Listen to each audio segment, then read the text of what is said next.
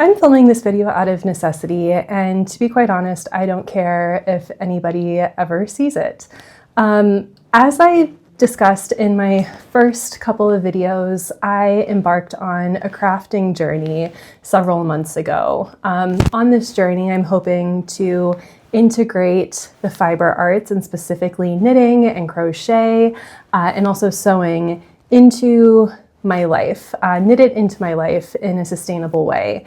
And I've reached a point in this journey where I kind of feel like I've lost the plot a little bit. What do I mean by that? So what I mean is that I am inundated with ideas from Pinterest, from TikTok, from Instagram. I'm learning about new yarns, I'm learning about new pattern makers, I'm learning about new fabrics and fabric suppliers. And there's simply too much I want to do and not enough time. And to be quite honest, I have been thinking about my own mortality more in the last few months than I ever have at any other point in my life. There's simply too much to do and not enough time, capacity, or money to do all of it. I'm starting to feel a little bit overwhelmed, and all of this new knowledge and all of these new plans are starting to feel a bit heavy, and I'm feeling a little bit lost. So out of necessity today, I sat down and I tried to wrap my head around my short-term crafting plans. I am a professor and I teach with slide decks, so what felt most natural to me was to develop a slide presentation in Canva that has my project ideas, my notions and fabric and yarn for each project, and then all the different creators and sources of inspiration that I'm finding inspiring. I love watching these kinds of planning videos. Recently we just had a huge rash of 2026 knitting and sewing videos in January on YouTube. I'm a little bit late to the party, obviously, but nevertheless, I hope that other people will potentially find this inspiring and interesting. I, in kind of pulling everything together, came up with what to me feels like a concise list of 10 projects, but I fully acknowledge that to many people this is going to seem overly ambitious and perhaps a little bit insane, especially since my timeline is May or so. I want to preface all of this by saying that it is a little bit insane or unusual because I am currently not working. I'm actually on a sabbatical from my institution, so I do have the true luxury of time to focus my energies on all of these crafty projects. So with that, if this is something that you're into, I hope that you'll stick around and have a chat with me about my making plans.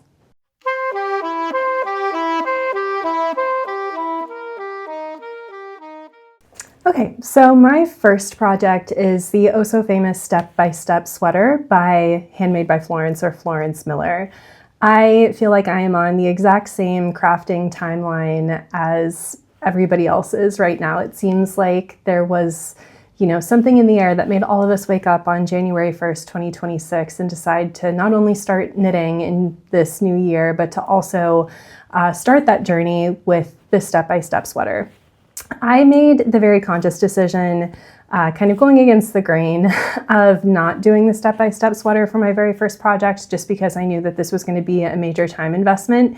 And if I screwed something up, it would drive me nuts. And I, didn't want to invest all that time into something that I was ultimately going to be dissatisfied with. So over the last month or so, I've taken on a couple of much smaller projects. I made the buoy bandana by Shan Fran and a beanie that I'm working on for my husband, just so I could sort of familiarize myself with the basic stockinette stitch and ribbing and make all of my mistakes in these smaller projects before tackling something much bigger.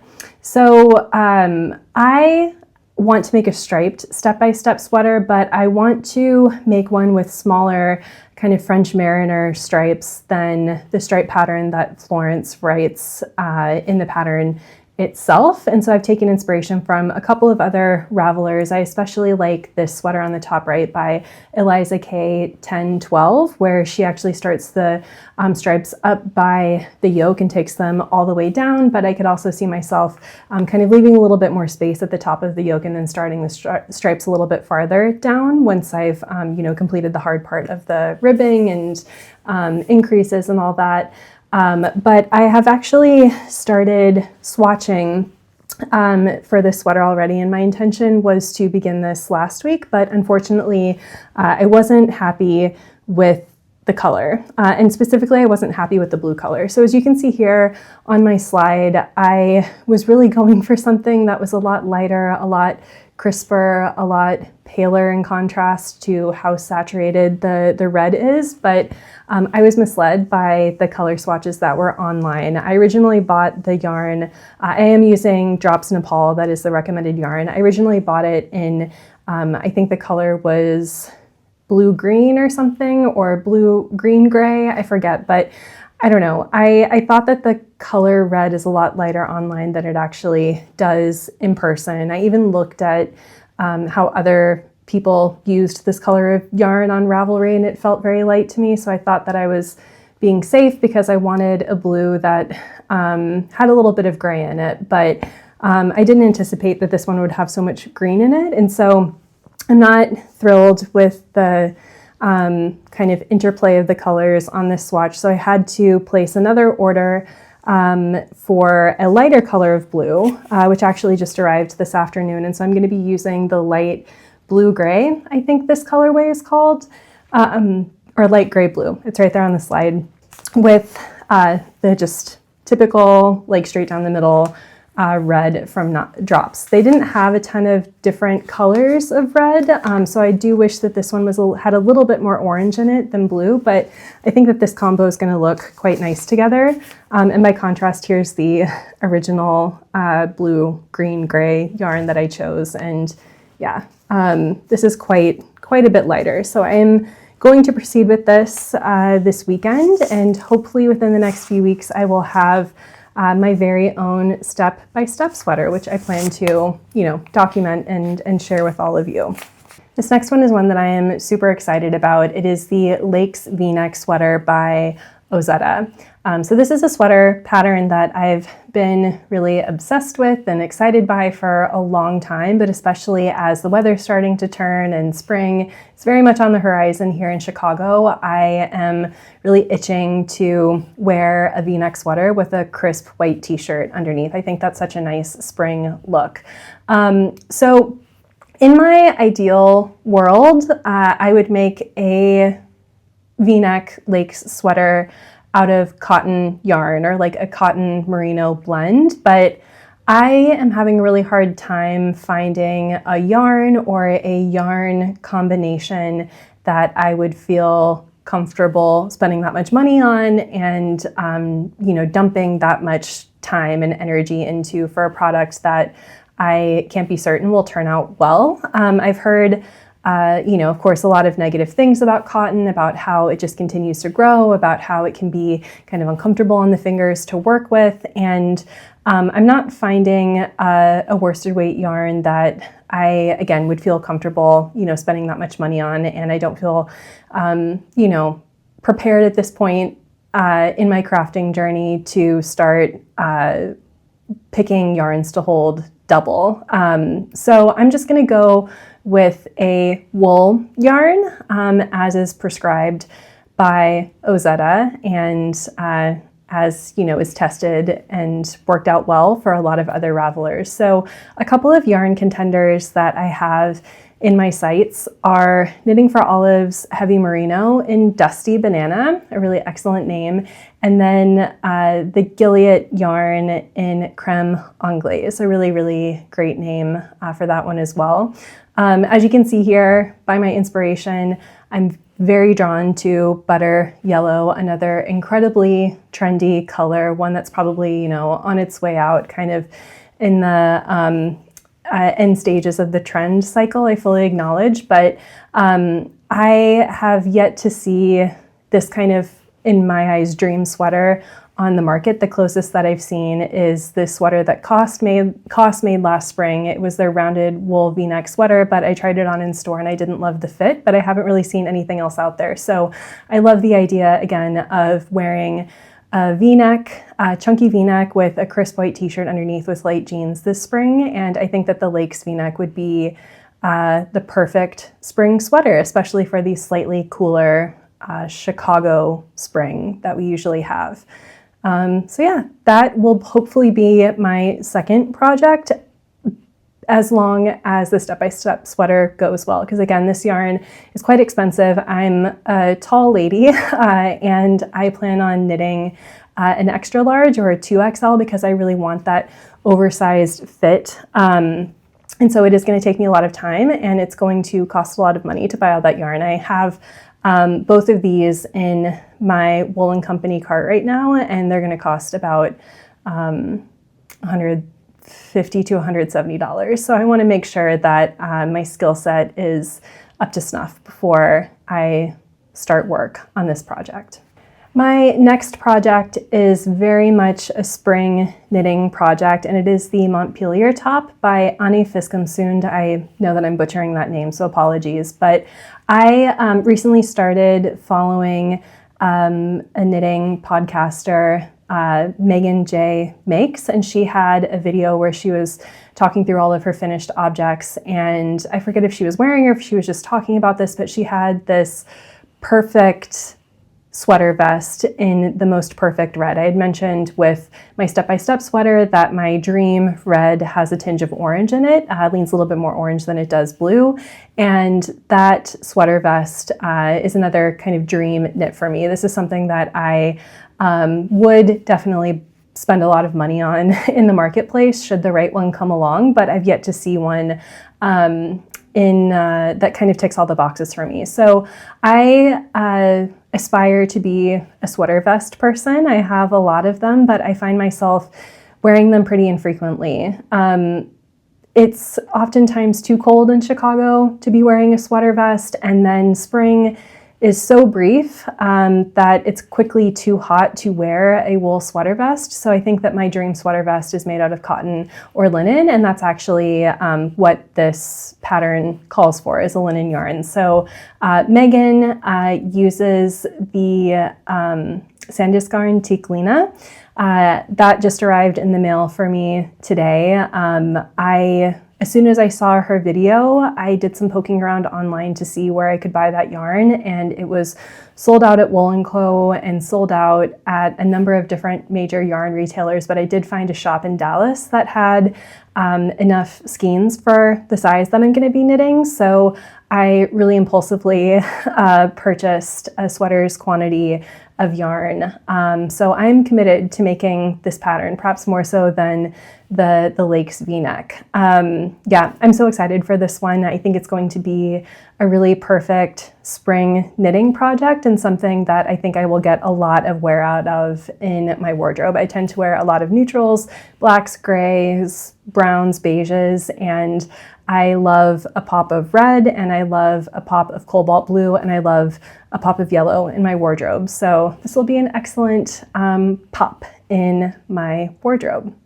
So I know I don't have time or money or capacity to do a ton of big knitting projects over the next few months. So I did make the decision to include a smaller one in there, and there might be others that I decide to cast on should the mood strike. But I want to make an oversized scrunchie, and I settled on the Wool & the Gang mohair scrunchie because I have a ton of Wool & the Gang mohair that I don't know how I'm going to use. So long story short, I started my crochet journey in November, and so for Christmas I asked for yarn, and I didn't know that much about yarn at the time. Wool & the Gang was a brand that I was familiar with, and I just told my husband and loved ones that I'd love to have yarn from Wool & the Gang.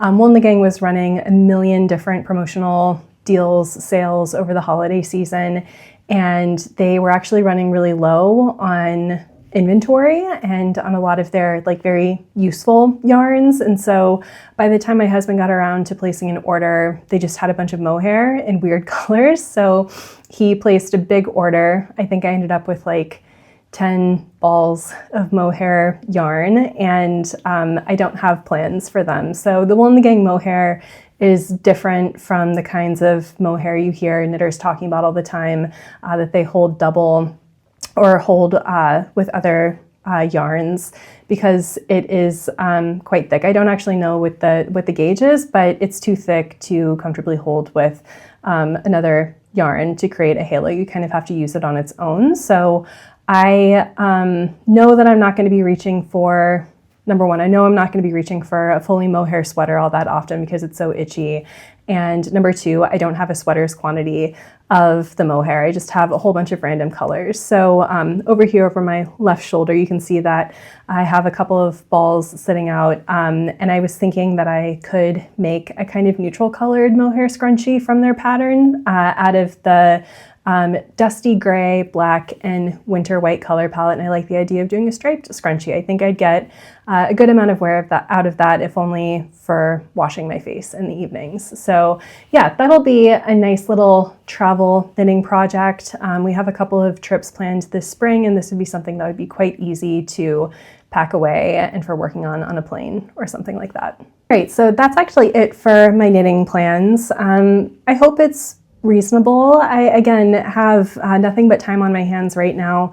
And I think it seems reasonable to be determined. There's a lot of other stuff that I want to get done, but I think 3 major knitting projects, 2 sweaters and a vest and a scrunchie, feels doable. I may come to eat my words, but those are the 3 projects that are exciting me most right now, especially as the weather is starting to transition over from winter to spring. So moving into like what is truly a spring-summer project, I want to make a granny square tank. This is something that I wanted to have before I even took my first crochet class. It's a style that I've seen floating around on Pinterest quite a lot, and I think would be a really fun addition to my summer wardrobe. So my initial inspiration was this image on the upper right-hand corner that I see floating around on Pinterest all the time, and it's actually from a Thai company on Etsy called Inta Brand, and they will crochet custom tank tops in colors that you want and in your custom size for like $40. So the path of least resistance would be to just order one of these tank tops, but why would I do that? I'm a crafter now. I can make anything that I want to wear. So I'm going to kind of self-draft, if we could even call it that,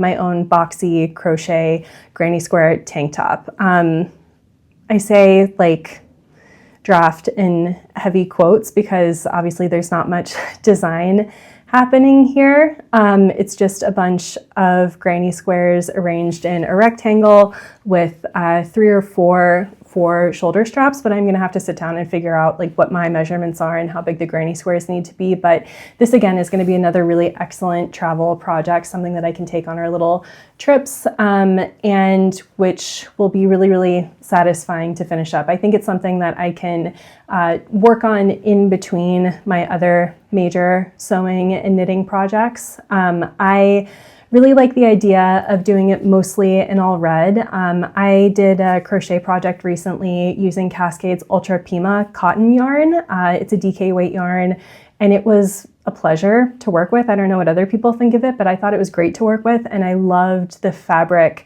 that it created. And so I would love to do monochrome red granny squares with maybe one down in the lower right hand corner or in the back in navy blue, or maybe, I really like this daisy style print. It almost reminds me of a Marimekko pattern. Doing something like that with a pop of blue on one of the single color granny squares. I don't know. I have a pretty good picture in my mind of what I want this to look like. I'm doing a terrible job describing it, but basically I want to make a monochrome red granny square tank with a pop of navy blue somewhere on the tank, whether that is a full square that's made out of navy or just one of the rounds or flower motifs within the granny square in navy blue. A big source of inspiration for this was Bodhi.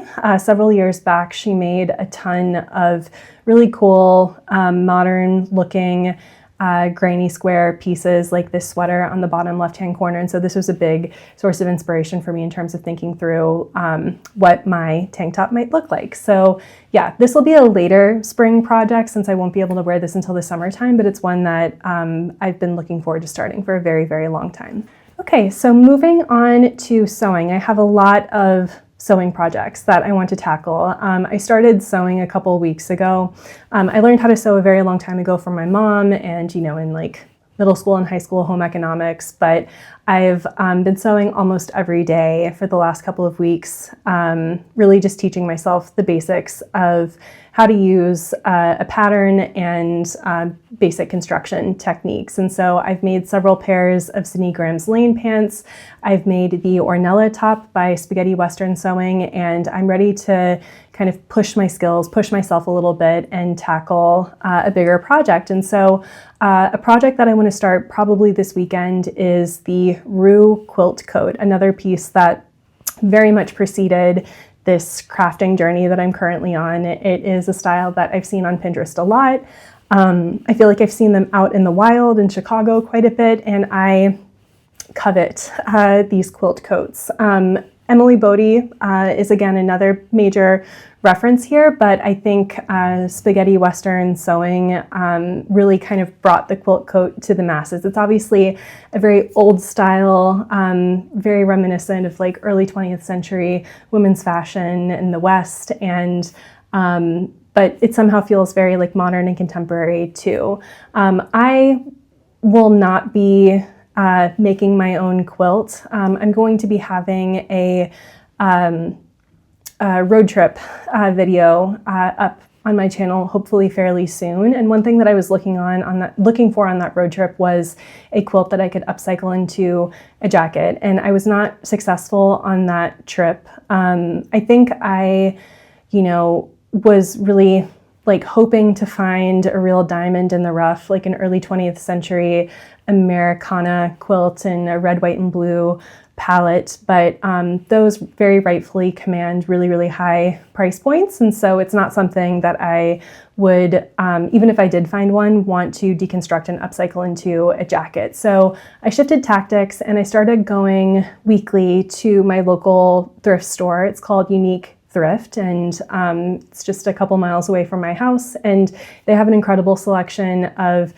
home textiles, from curtains to bed sheets to blankets and quilts, more so than any other thrift store that I've seen in Chicago. And I was going weekly to see if anything turned up that could be interesting. And so one day I found this quilt, which you can see here on the bottom right-hand corner of my slide, which was just a threshold quilt from Target that had a simple kind of quilted floral motif on it. This quilt was actually originally light yellow on one side and white on the other side. I was immediately drawn to the quilting pattern. I thought it was really cool, and I thought it would actually work better as a garment than it would as like a quilt that you would use on your bed in your home. And I don't know, I thought maybe the yellow and white color palette could work well, but if I was being honest with myself, I, again, dress in a very kind of muted color palette, and I would probably never reach for a bright yellow jacket on a daily basis. So it was only $5, so I brought it home and I bought some RIT dye and set about dyeing it a darker color. I used a combination of navy blue RIT dye and black dye in equal amounts. I used the entire bottle, and I followed the package directions and left it in the dye bath for about 30 minutes, agitated it the entire time, and it came out incredible. So the yellow side ended up turning a real kind of true navy blue, but it is a little bit mottled. It doesn't read as a mistake. It feels like it was naturally dyed with indigo, which I think is really cool. And then the side that was originally white actually came out this really great inky, almost black navy blue. So the quilt jacket, I don't think it's designed to be reversible, but it does have turn-up cuffs.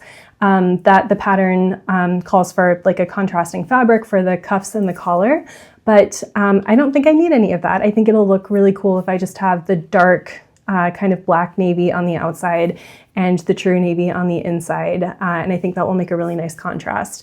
So this pattern is definitely not a true beginner pattern. I would say it's probably best suited for like a very confident beginner or an intermediate sewist. But like I mentioned before, actually already made one of the spaghetti western patterns, the Ornella top, and I found the instructions really, really clear.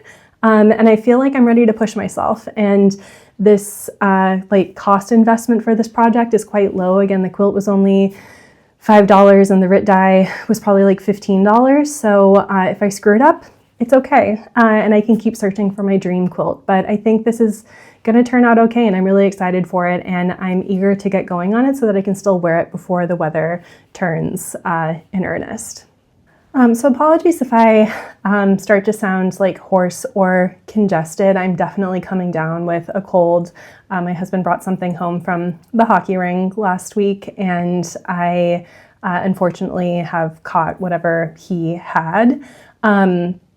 So yeah, apologies if I come across as a little bit ill. I had said at the start of this video that I was filming it out of a sense of necessity, but I'm also filming it out of a sense of urgency because I have a feeling that I'm going to be done for the count for the next few days. So anyway, my next project is another extremely spring, summer project, but one that I'm eager to get started on because we're going to be going on a warm weather getaway in April, and I'd love to have this dress for that getaway. Do I need another midi dress? No, absolutely not. But do I want one? Do I want to, have a new dress to get me excited for my travel? I absolutely do. So I am still, as much as I'm pushing myself with the Rue quilt coat, I also know that there's a lot that I can still learn from following very basic beginner patterns. And so another one that's always kind of been in my periphery that I've been interested in is Sydney Graham's Skyline dress.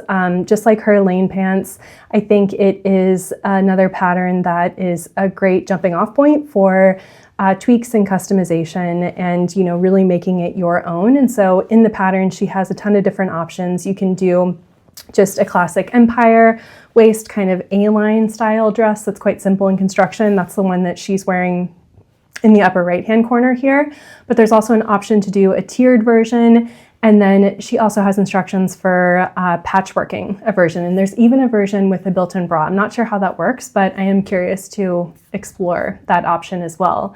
I have gone back and forth about what my fabric is going to be for this dress. I think that the patchwork ones are really beautiful. People have used really amazing color combinations. I even love this kind of citrus neon green version that Sydney's wearing in the sample photo. But if I'm being honest with myself, again, I have a very neutral wardrobe and there are gaps in that neutral wardrobe. And so I have a ton of white dresses and I have a ton of black dresses for spring and summer. But I think that there's room to integrate some other hues of neutral into my summer dress wardrobe. And I did some poking around on Pinterest and on my kind of saved pins for spring and summer dressing, and I came across these two pins that I pinned a really, really long time ago from Brittany Bathgate, who's wearing this incredible beige drop waist dress, and then this dress from Dish. I actually have the mini version of this, but the maxi one is really beautiful, but it's so expensive. And Dish, for all intents and purposes, is kind of a fast fashion brand. So again, I've been bitten by the bug, and whenever I see really simple silhouettes like this, I'm just like, why would I spend that kind of money on fast fashion whenever I can make it myself or make a version of that, a version that's in the spirit of that myself. So these are my sources of inspiration. I'm gonna do mine in more of a like beigey green brown. There's probably a correct color term for that, whatever that color is, but you can see here, I'm I've got my eye on the luxury tumbled poplin in the color Wheat from Matchy Matchy Sewing Club. It seems like a really, really gorgeous poplin fabric. Poplin is my preferred summer fabric. I know people love linen, but I just love the clean crispness of poplin, especially for hot Midwestern summers. So that is probably a fabric I'm going to be purchasing this week or next week. We'll have to see how the bank account is doing with all the shopping for yarn that I've been doing lately, but this is something that I want to begin rather soon because we're going to be going on our warm weather trip in the second week of April, and I'd love to have this dress for that trip. So this is an interesting project. I was really, really excited about this last week whenever I found it, but the excitement has waned a little bit, and this is part of the reason why I felt like I needed to do this task, to do this project of building out this spring making plans deck, because I have too many ideas, and I've definitely gone through like waves of being really passionate about wanting to do something, and then having second thoughts, or that excitement kind of waning a little bit. And this is an example of a project, again, that I was really, really excited about. I even ordered the fabric for it. I ordered a really beautiful washed cotton poplin, again, a fabric that I love, from Blackbird Fabrics, and it's going to be arriving from Canada tomorrow. And I, again, was really excited about it, but now that I'm looking at it, I feel less passionately about this blouse. I think there's a lot of potential, but I'm feeling honestly a little bit uninspired by the sample photos on the website. I love the silhouette. I think it'd be such a great spring top with trousers or jeans, or even into the summer with a white pair of shorts. But I don't love the fabrication. It seems like people are really drawn to linen when making this top, but that just ends up making it seem to me a little bit like floppy and saggy. I think this blouse would be amazing in a crisp poplin. I think it would hold its shape a lot better, kind of like this Deji Studios oversized collared shirt, which I actually have in my wardrobe. It is made out of a really, really thin poplin. I think the one that's coming from Blackbird is a slightly heavier weight fabric. And so I'm curious to try this out, to fabricate this Rosamond blouse in poplin, but I'm also like slightly worried that it's going to be a failed experiment because it, isn't the designer's intention. So we'll see.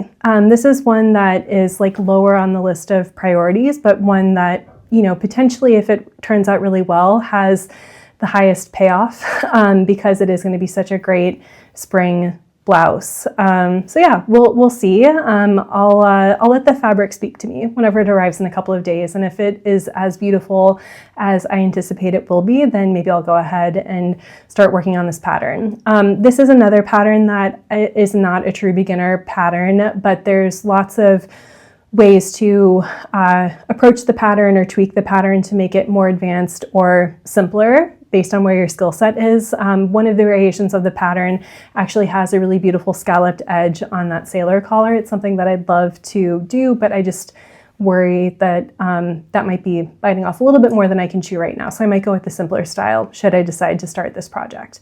So yeah, that is project number 8. There's only a couple more left. Okay, so my last two projects kind of go hand in hand, and I'm really eager to start these projects and to complete these projects by mid-May, because that's whenever my husband and I are going on a really exciting cruise to Alaska with my dad. And I don't know, just for a little bit of context, I am on kind of a light no-buy for 2026. It is, late February now, mid-February now, and I've done really great in this first part of the year in terms of not buying any new clothes, but I may be displacing that consumerist instinct onto buying crafting supplies.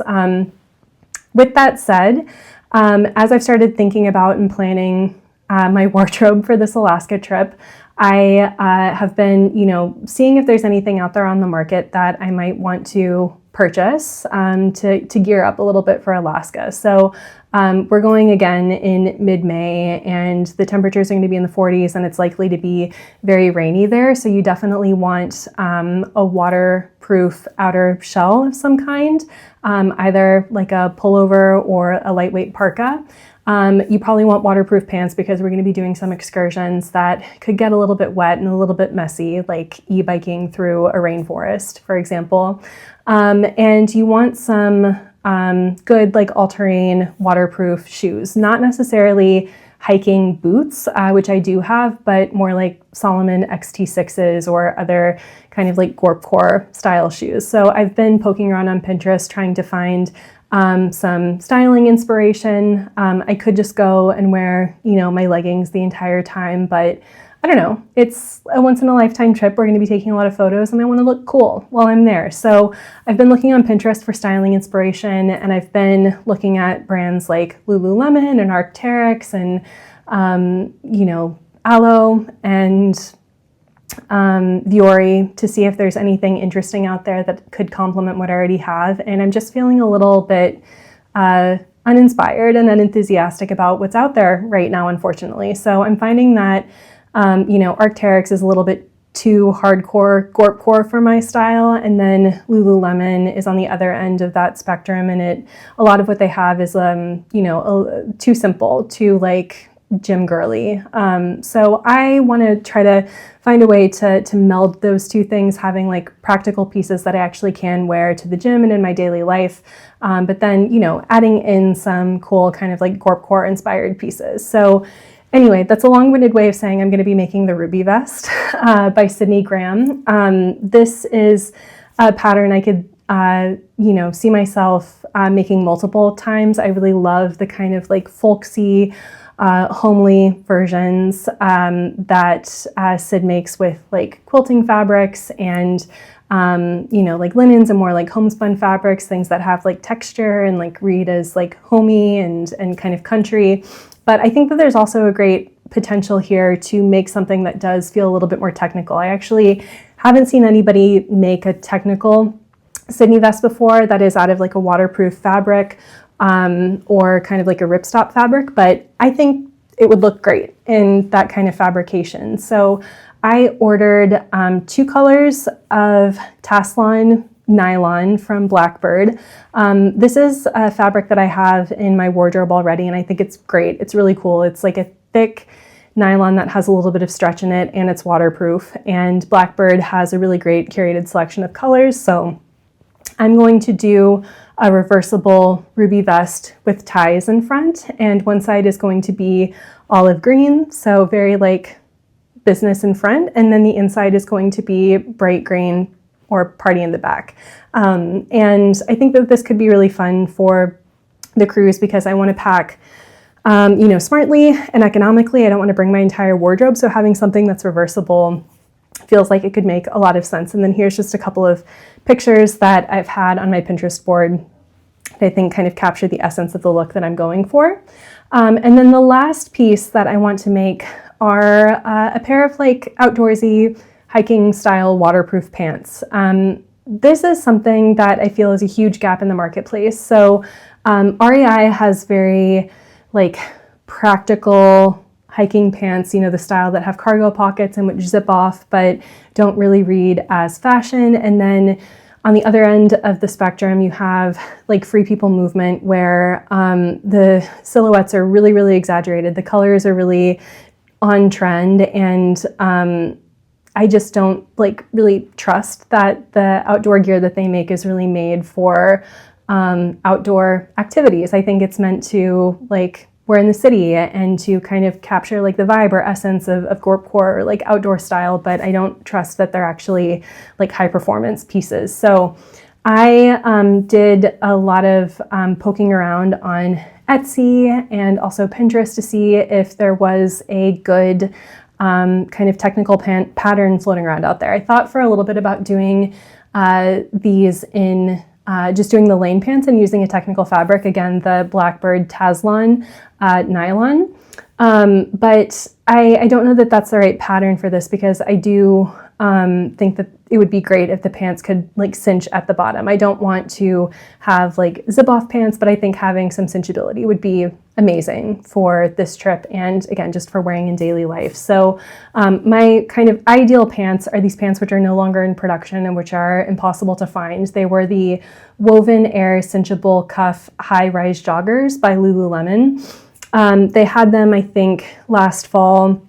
They are still on the website on sale for $79, but they've sold out of all of the sizes. So yeah, I don't know that I'm gonna magically see a pair appear. And on top of that, like they are final sale if they do come back into stock, and I'm not sure what my sizing would be with these pants. So I'm gonna make my own and I'm gonna make them fit me perfectly. And so I ended up finding these topo pants by an Etsy store called Layla Makes.